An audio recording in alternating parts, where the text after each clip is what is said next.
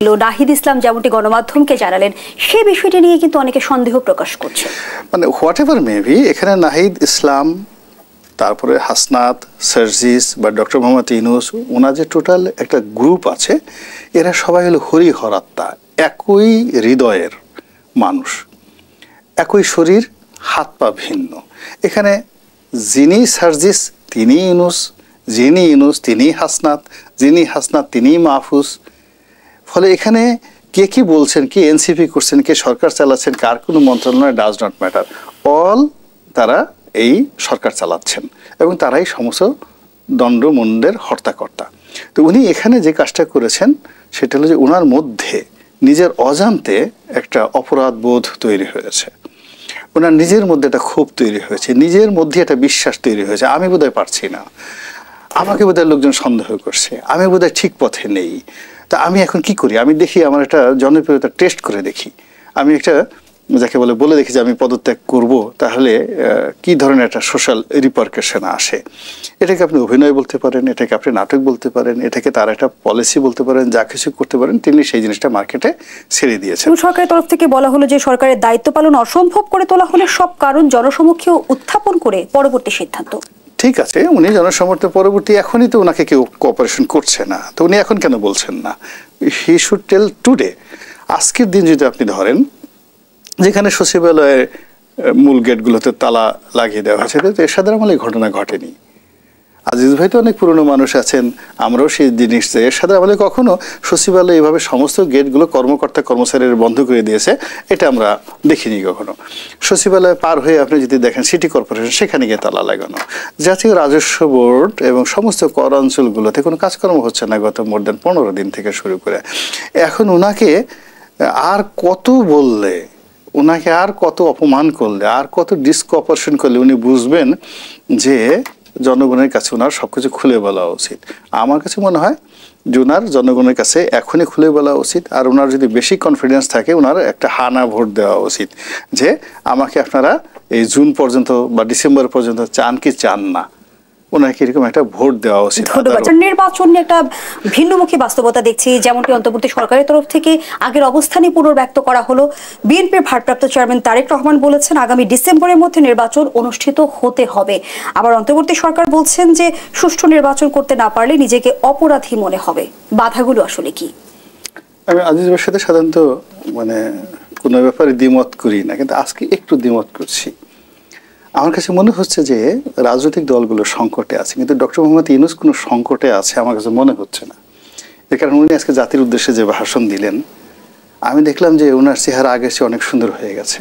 এমনি ওনার চেহারাটা চাঁদের মতো গোল, কিন্তু এইবার দেখলাম যে সেই চাঁদে একেবারে পূর্ণিমার মতো আলো ঝলসানো। এরকম আলো আমি কখনো দেখিনি। চোখ দুটো গোল, এত মায়াবী।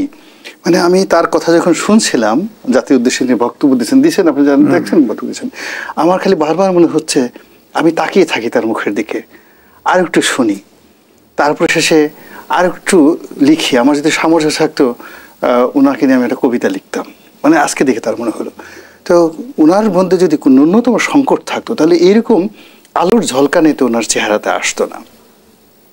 2 নম্বর হলো যে মানুষ যখন ভয় পায়, সংকটের মধ্যে থাকে, তখন যে যতই দাপট দেখাক না কেন, সেখানে দেখবেন তাদের মধ্যে একটা এলোমেলো ভাব এসে যায়। শেখ হাসিনার মতো যাকে আয়রন লেডি বলা হতো, সেও দেখবেন শেষের দিকে কিছু ভিডিও চলে আসছে, সে পানি খাচ্ছে ভয়ে, কাঁদছে, তারপর শেষে করছে। কিন্তু এখানে ডক্টর মোহাম্মদ ইউনূস ফ্রিকুয়েন্টলি কথা বলছে একটা শব্দের মধ্যে। উনি কিন্তু খুব ভালো চট্টগ্রামের ভাষায় কথা বলতে হয়। যেমন প্রথমে যখন উনি আসছিলেন, উনি ভয় পেয়ে গেছিলেন, বললেন যে আমি তো এসে থেকে সব লড়র বড়র। তা লড়র বড়র মানে চট্টগ্রাম আঞ্চলিক ভাষা, কিন্তু এই ইদানিং দেখবেন সে কোনো লড়র ভড়র এ কথা তিনি বলছেন না। তিনি লড়র ভড়রকে আরো আধুনিকায়ন করে বলছেন, লন্ড ভণ্ড করে গেছে। কিন্তু সে প্রতিনিধিকে বললো, তা আলাগের চাইতে তার অবস্থা সুসংহত হয়েছে। তৃতীয়ত হলো যে তার যে ম্যাগনেটিক পাওয়ার, তার যে চৌম্বক শক্তি, এটা মধ্যাকর্ষণ এবং মহাকর্ষণের যে শক্তি আছে বাংলাদেশ কেন্দ্রিক, যেটা আপনাকে আমাকে জমিনে সোজা করে রাখে। আমরা যে হাঁটাচলা করি, তো এটা একটা মাধ্যাকর্ষণ। তো সেই আকর্ষণের চেয়ে ডক্টর মোহাম্মদ ইউনূসের যে মানে ইন্টারনাল যে মাধ্যাকর্ষণ শক্তি এবং মহাকর্ষণ শক্তি রাজনীতিবিদদেরকে এমনভাবে ঘুরাচ্ছে, উনি ডাকলে কারো মাথা ঠিক থাকে না। সে আপনি তাকে মনে করেন যে বিএনপির লোক, পেপারে আমরা জানছি যে গত 4 দিন যাবৎ বিএনপি একটা মিটিং যাকে বলা হয় কল করছে, তার সঙ্গে একটু দেখা করবে শেখ যখন করতেছিল, এবং সেখান থেকে আমরা শোনার কথা যে বিএনপিকে কোনো সে অ্যাপয়েন্টমেন্ট দেয়নি। তো বিএনপির একটু অভিমান হওয়ার কথা। হঠাৎ করে যখন তাকে ডাকা হলো, বিএনপির ডাকা হলো, সবাই চলে গেল। এবং দেখেন কি ম্যাগনেটিক পাওয়ার, ভিতরে যাওয়ার পরে বিএনপির লোক এসে বাইরে এসে বললেন যে আমাদেরকে আসলে হঠাৎ করে ডাকা হয়েছে, এজেন্ডাও জানানো হয় নাই, আলোচনায় কি হবে আমরা কিছুই জানি না, আমরা শুধুমাত্র মানে একটা আন্দাজ করে কিছু লিখে নিয়ে আসছি, এইটা ওনার কাছে দিয়েছে। এবং ভিতরে যে দৃশ্য আমি দেখলাম যে সব লোকগুলো যে ওনার হাতে দিছে, উনি সবগুলোকে বসায় রেখে সুন্দর করে পড়ছেন, পড়ার পরে বোধহয় রেখে দিচ্ছেন, পড়লাম আর আপনারা চলে যান। তো এটা বিএনপির যে ওই ভিতরের যে আপনি দৃশ্যগুলো আমরা দেখলাম যে সবার মুখ কালো হয়ে গেছে। এবং বাইরে যখন আসার পরে মানে সবার ভিতরে একটা, যেমন চাঁদের দেশে গেলে মানুষ ওজন হারিয়ে ফেলে, এখন ওই ভিতরে মধ্যাকর্ষণ শক্তিটা ডক্টর ইউনূসের সাথে বসার পরে আর মহাকর্ষণ শক্তিটা বিএনপির যে 4 জন শীর্ষ নেতাকে এমনভাবে টানছে, ওখান থেকে যখন যমুনার বাইরে চলে আসে সব এলোমেলো হয়ে গেছে। খন্দকার মোশাররফ সাহেব কথা বলতেছিলেন, তার কথা থামিয়ে দিয়ে সালাউদ্দিন সাহেব কথা বলতেছিলেন, সালাউদ্দিন সাহেবের থামিয়ে দিয়ে মঈন সাহেব বলার চেষ্টা করছিলেন, মঈন সাহেবকে থামিয়ে দিয়ে আবার আমির খসরু মাহমুদ চৌধুরী সাহেব কথা বলার চেষ্টা করছিলেন। তো এরকম ঘটনা বিএনপির জীবনে কিন্তু কখনো ঘটে নাই। তাহলে এখানে আপনি দেখেন ক্ষতিগ্রস্ত হলো কারা? বিএনপি ক্ষতিগ্রস্ত হয়েছে। আবার সেখানে গিয়ে জামাত থেকে শুরু করে জামাত, এলডিপি, অন্যান্য ছোট ছোট যে রাজনৈতিক দল, ওখানে ঢোকার সঙ্গে সঙ্গেই সবাই ডক্টর মোহাম্মদ ইউনূসের যে মাধ্যাকর্ষণ এবং মহাকর্ষণ, এই যে শক্তি, এই শক্তির কবলে পড়েছে। এখন আমার সন্দেহ হয়েছে যে ভদ্রলোকটা জাদু জানে কিনা। তাহলে রাজনৈতিক যে অনিশ্চয়তা আমরা দেখছি, এর ভবিষ্যৎ আসলে কি? রাজনৈতিক অনিশ্চয়তা আমরা যে দেখছি, এর সমাধান আসলে কার হাতে? বল কার কোর্টে? বলটা আসলে আল্লাহর কোর্টে, বান্দার কোর্টে এখন আর নাই। এর কারণ হলো আমরা আমাদের উপর যে আল্লাহ রাব্বুল আলামিন একটা নিয়ামত দান করেছিলেন, খুব অল্প সময় আমরা ছিলাম, আমরা সবাই জীবন নিয়ে শঙ্কিত ছিলাম শেখ হাসিনার জমানায়। এবং আল্লাহর কাছে আমরা মোনাজাত করতাম যে হে আল্লাহ, উপরে থেকে ঠাডা পাঠিয়ে দাও, আবাবিল পাঠিয়ে দাও, বজ্রপাত পাঠিয়ে দাও। কিন্তু কোনো অবস্থায় শেখ হাসিনার দম্ভ কমছিল না, তার শরীর স্বাস্থ্য তো ভালো হয়ে যাচ্ছিল। আমরা গুজব ছড়াতাম যে শেখ হাসিনার ক্যান্সার হয়ে গেছে, 3rd স্টেজের ক্যান্সার হয়ে গেছে, কিসের ঘোড়ার ডিম ক্যান্সার, সে আরও শক্তিশালী হয়ে গেছে। তা আমরা যখন মাটির সঙ্গে মিশে যাচ্ছিলাম, তখন এরকম একটা আন্দোলন, যারা ছাত্ররা মূলত আন্দোলনে নামছে কোটা, এটা চাকরি চায়। এখন যারা চাকরির জন্য নামছে তাদের মধ্যে হয়তো যদি বিসিএস পরীক্ষা প্রতিযোগিতা হতো 100 জনে একজন, যে কজন নামছে চাকরি পেলে 100 জনে একজন। সেখানে আল্লাহ রাব্বুল আলামিন তাদেরকে মন্ত্রিত্ব দিয়ে দিয়েছেন। ইউনূস সাহেবের যেখানে পালানোর কথা, সেখানে তাকে প্রধানমন্ত্রিত্ব দিয়ে দিয়েছেন। আমরা যারা প্রাণ ও ভয়ে যেখানে বিদেশে চলে যাওয়ার জন্য চিন্তা করছি, বাংলাদেশে সবকিছু মরে যাওয়ার কথা চিন্তা করছি, অনেকে বিষ কিনে রেডি করে রাখছি যে আমরা বিষ খেয়ে মরে যাবো, শেখ হাসিনার যন্ত্রণায় আর বাঁচতেছি না, এরকম লাখ লাখ মানুষ। তো সেখানে একটা ফ্রিডম আল্লাহ দিয়েছেন। এই জন্য আরবিতে একটা কথা আছে, ও আম্মা বি নিয়ামত রব্বিকা ফাহাদ্দিস। আল্লাহ বলতেছে যে হে বান্দা, তোমার প্রতি যখন আমি কোনো নিয়ামত দেই, সে নিয়ামতের শুকরিয়া আদায় করো।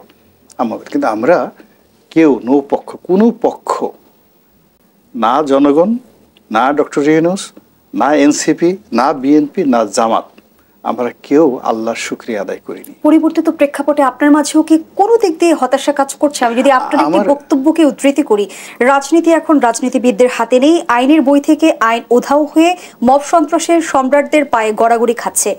নীতিনৈতিকতা, ধর্ম, কর্ম থমকে গেছে, বিবেক অন্ধ এবং চরিত্র প্রকৃতি ও পরিবেশের সঙ্গে তাল মিলিয়ে ওঠানামা করছে। না, এটাকে আপনি হতাশা বলবেন না। মূল ব্যাপারটা হলো যে আমি বিষয়গুলো বুঝতে পারছি, দেখতে পারছি। এর কারণটা হলো যে এই সমাজটিকে একজন সাংবাদিক হিসেবে 1986 সন থেকে আমি প্রেসিডেন্ট, প্রধানমন্ত্রীদের 1-to-1 টেবিলে বসে অভ্যস্ত, সিন্স 1986। তারপরে ব্যবসা বাণিজ্য করে একটা ভালো জায়গাতে গেছি, নিজের সংসদ সদস্য হয়েছি, ক্ষমতার খুব কাছাকাছি দেখেছি। ফলে রাজনীতিতে এখন যা কিছু হচ্ছে, এটার আলটিমেট ফলাফলটা আমি বুঝতে পারছি। বুঝতে পারার কারণে আমার খুব রাগ হচ্ছে, কিন্তু আমি অসহায়, আমি কিছু করতে পারছি না। আমি সেই আগস্ট মাসের 1ম তারিখই বলছি, সেই 6 তারিখে 7 তারিখ থেকেই আমি যে কথাগুলো বলে আসছি সেটা কন্টিনিউয়াস। পরে এখন তো ওনারা সবাই খুব হার্ড লাইনে কথাবার্তা বলছেন, কিন্তু আমি 7-8 তারিখে আমার যে স্টাইল সেই স্টাইলে বলছি যে এই সমস্ত ডক্টর ইউনূস দিয়ে হবে না। 7 তারিখ 8 তারিখে বলছে হবে না, এটা ভুল, রং ধারণা। তারপর আমি বললাম যে বিএনপির সবচেয়ে বড় ভুল হয়েছে, জামাতের বড় ভুল হয়েছে ক্যান্টনমেন্টে যাওয়া। ডক্টর ইউনূস এদের সবাইকে মানে যাদের ভয়ে, ক্যান্টনমেন্টের ভয়ে যারা শুয়ে পড়েছে সেই ক্যান্টনমেন্ট ওয়াকর সাহেব ডাকছেন, আর দলে দলে সবাই চলে গেছে ক্যান্টনমেন্টে, এবং ওখান থেকে আবার সদল বলে বঙ্গভবনে এসে মানে টোটাল একটা সাজানো ফাঁদে সবাই পা দিয়েছে। ওখানে যে তাদের বিবেক কাজ করার কথা ছিল এবং তারা যদি এটিকে মনে করতো আমাদের বিজয়, তখন আসলে এই ধরনের একটা বৈঠক বিএনপির অফিসে হতে পারতো, জামাতের অফিসে হতে পারতো, এমনকি থার্ড একটা প্লেজে হতে পারতো। কিন্তু প্রথম থেকে যে ভুলগুলো হলো সেই ভুলের কারণে কারণে আজ এমন অবস্থাতে হয়ে গেছে। দেখেন এখন সুদের ওয়াজ চেঞ্জ হয়ে গেছে। এখন কোনো যারা ওয়াজ করে, ধর্মকর্ম কবে কি করে, যাদেরকে আমরা অলি আল্লাহ মনে করি, গাউস কুতুব মনে করি, যাদের পিছনে নামাজ পড়ি, যে মানুষগুলো 1-2 বছর আগে শেখ হাসিনাকে বলতো কওমে জননী, তা শেখ হাসিনাকে বলতো অলি আল্লাহ, শেখ হাসিনাকে বলতো আল্লাহ হজরত, এবং শেখ হাসিনাকে যারা সাপোর্ট দেবে না তারা কাফের হয়ে যাবে, এরকম অসংখ্য ওয়াজের আপনি ভিডিও ফুটেজ পাবেন। সেই মানুষগুলো ডক্টর মোহাম্মদ ইউনূসকে গালাগালি করতো শেখ হাসিনাকে খুশি করার জন্য। এখন তারা বলতেছে যে এই লোকটাকে দীর্ঘদিন যাবৎ, যাকে বলা হয় আল্লাহ, এদেশে যেন কোনো ইলেকশন না হয়, এই লোকটা যতদিন জীবিত আছে ততদিন তার হাতে ক্ষমতা থাকুক। আরেকজনে বলতেছে নবী রাসূল যেভাবে পাঠায় এইভাবে আল্লাহ তাকে সিলেক্ট করে বাংলাদেশের জন্য পাঠিয়েছে। বলেন তো কোনো বিবেকবান লোক এই কথা শুনলে মাথা ঠিক থাকে? কোনো অবস্থাতে ঠিক থাকে না। আবার দেখেন ডক্টর মোহাম্মদ ইউনূস বা তার সাথে যারা লোকজন আছে, আমি তো সবাইকে চিনি, সবাই শেখ হাসিনার ভয়ে আপনার আমার মতো থরথর করে কাঁপছে। এখন তাদের কথাবার্তা, এই যে একজন মানে উনি আছে যারা প্রেসের সামনে এসে কথাবার্তা বলে, তাদের ভাবসাব দেখলে মনে হয় ডোনাল্ড ট্রাম্পের সাথে তাদের ক্ষমতা অনেক বেশি। তাদের এক পকেটে সম্ভবত সেই পুতিন, আর এক পকেটে ডোনাল্ড ট্রাম্প, এবং আর এক পকেটে 2টা পরমাণু বোমার মানে সুইচ আছে, কথা বলেই বোমা ছেড়ে দেবে একদম, এইরকম তাদের ভাবসাব, এত ক্ষমতা, এত দম্ভ। এবং তাদের চেহারা ছুরুত দেখে মনে হালুম, মানে রয়্যাল বেঙ্গল টাইগার, মানে যে কোনো সময় আমাকে হুমকি দিয়ে খেয়ে ফেলতে পারে। তো এইরকম একটা ভাবসাব দেখলে বলেন তো এই জিনিসটা মনে হয় ধন্যবাদ জানাচ্ছি জনাব গোলাম মাওলানা। সবকিছু এলোমেলো করে ফেলছে। এই বাস্তবতায়